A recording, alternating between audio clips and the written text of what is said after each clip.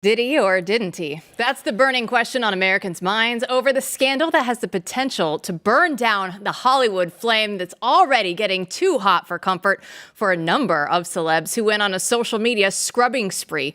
It all ignited when Diddy was denied bail despite his request for $50 million bond and in his incarceration at his Florida home while he awaits trial. Instead, he's locked up in a Brooklyn penitentiary where he reportedly was put on suicide watch. And where have we heard that before?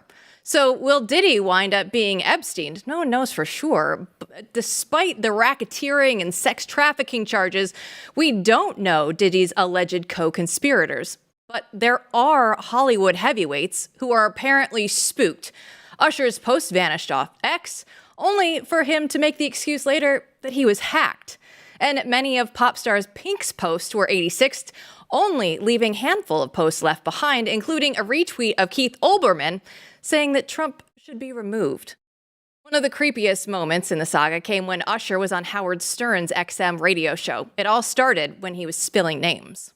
Moved to New York City, and I lived with Sean Puffy Combs for a year. That's the crazy thing. Now, that was L.A. Reid's idea, right? We're sending you New over York to City. something called Puffy Flavor Camp. There you go.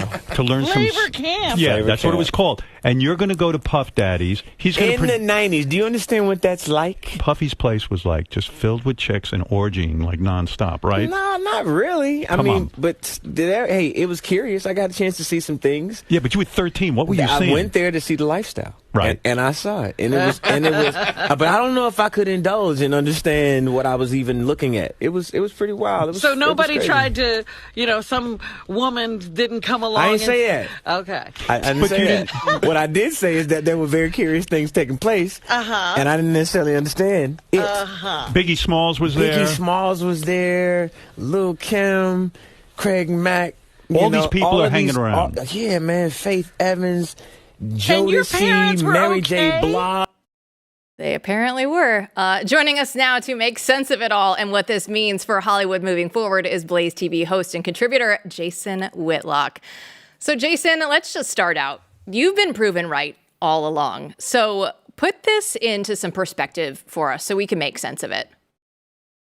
Well, what was it, 6, 8, 10 months ago, when the Diddy thing first got on the news, when they first raided his house, we did two-hour specials trying to get everyone up to speed on Diddy and the music industry and what all this represented.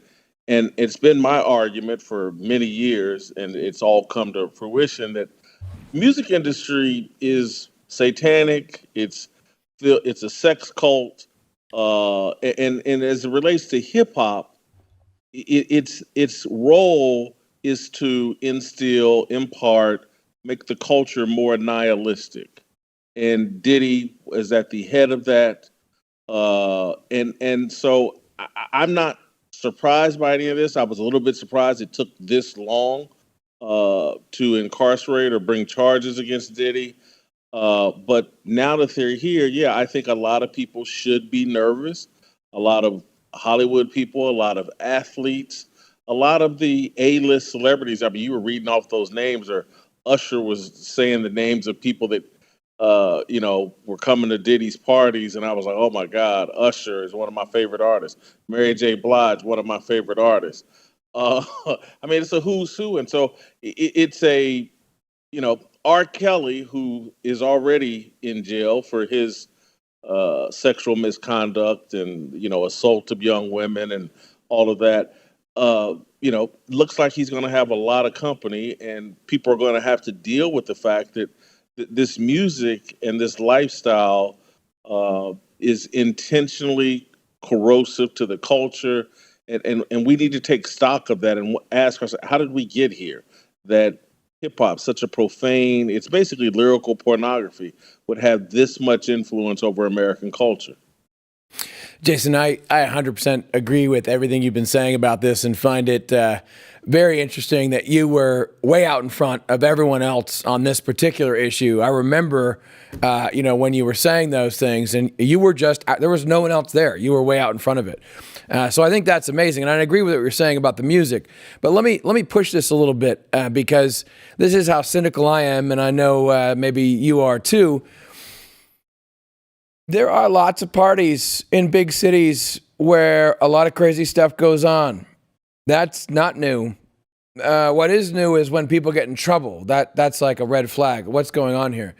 So let me just give you my own cynical view, and maybe it's overthinking, maybe not. I don't know. What do you think? But I kind of think when this happens, like when it happened to Weinstein, and when it happened to Epstein is a little more complicated. When it happened to Harvey Weinstein, it's because they're losing power in some way. In other words, there's 3 other people who are just as powerful having the same parties right now across town, but there's wars going on that we don't know about, and someone loses their power base or they start to slip money-wise, and then they're kind of thrown to the wolves. That's my cynical view of this. But in other words, like, okay, well, why now? Why is he getting in trouble? Is there something else going on here? Well, Diddy started suing people and started challenging the establishment that put him in place. There was some kind of, maybe it's called Diageo, some sort of liquor company, that major one that he tried to sue. He made some demands during Black Lives Matter, when the St. George Floyd, the 2020, the year of St. George Floyd. He started making demands from advertisers and how they needed to support Revolt TV. And Diddy is going through what Kanye West went through in terms of, these guys naively thought that the music industry would install them at the top of the food chart, make them billionaires. And they thought, hey, I'm a billionaire. I'm the equal of these other people that installed me. And the people that installed Diddy are saying, no, you're not. You have a role and a place to stay in. You've gone outside of that, and we will put you down like a sick dog. And so that's my cynical take on, Diddy started trying to challenge the establishment and tried to act like he was a real power player when clearly installed. And that's what really frustrates me about, particularly as it hip hop, because it's not a talent driven musical form. It's and all of these forms, from Hollywood movies to all of these entertainment deals, the executives and the people at the top install who they want, regardless of talent, regardless of what the content is. And so what we're learning, Matt, over the last decade, and has really come into focus in the last 5 years, and in the last year since Cat Williams did that explosive interview with Shannon Sharp, is that the people that get installed in all these positions, whether it be comedy, on TV, unless they have puppet strings on you, you don't get those positions in mainstream corporate media with those big major contracts. And so Diddy was a tool, bait people to come to his house and participate in things that they would put on camera. And now you have blackmail information on politicians, other celebrities, influencers. You wonder why all the Hollywood influencer celebrity people all think the exact same thing. Kamala Harris is the greatest person in the world, and she should be president of the United States, and Donald Trump is racist. You can't convince me that everybody in Hollywood thinks that. They think that because they have no other choice but to think that. They're puppet masters.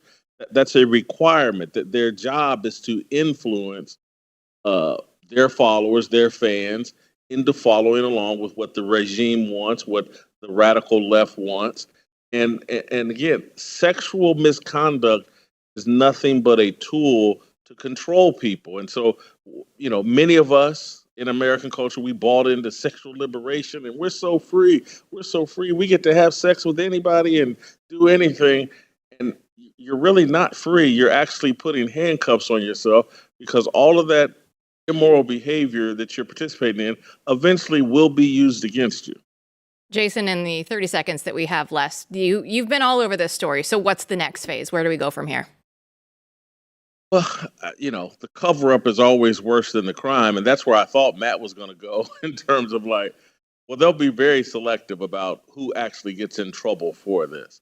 Maybe part of the process why it took so long is because they were deciding which tapes they were going to delete, which tapes they were going to put in a little drawer and save for later, and which people will be the scapegoats and the symbols of, hey, we really went after some people.